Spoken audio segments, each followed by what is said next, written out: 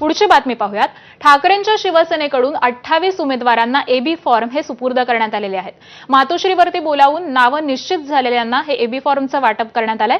आमदार सुनील प्रभूंचा मुलगा अंकित प्रभू वॉर्ड क्रमांक 54 मधून उमेदवार असणार आहेत, तर वॉर्ड 150 मधून सुप्रदा पातर्पेकरांना ठाकरेंची उमेदवारी असणार आहे। वॉर्ड क्रमांक 59 मधून शैलेश फणसे, तर 60 मधून मेघना काकडे, त्याबरोबरच वॉर्ड क्रमांक 62 मधून झिशान चंगेल मुलतानी हे उमेदवार असतील।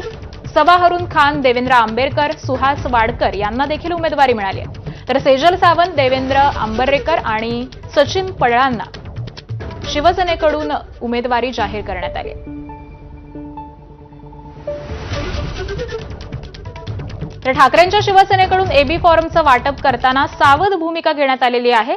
आदित्य ठाकरे यांच्या वरळी विधानसभा मतदारसंघातून अद्यापही एकालाही एबी फॉर्म हा देण्यात आलेला नाही। त्यामुळे मनसे आणि शिवसेनेमध्ये ज्या विधानसभा मतदारसंघातून तिढा आहे, त्या विधानसभा मतदारसंघामध्ये पहिल्या दिवशी एबी फॉर्म देणं हे शिवसेनेनं टाळलेलं आहे।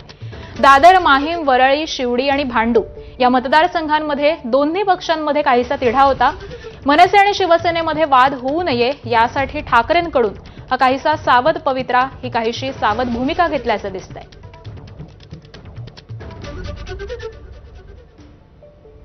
आणि पुढची एक मोठी बातमी पाहूयात। नाराज असल्याचं वृत्त हे वर्षा गायकवाड यांनी फेटाळलेलं आहे।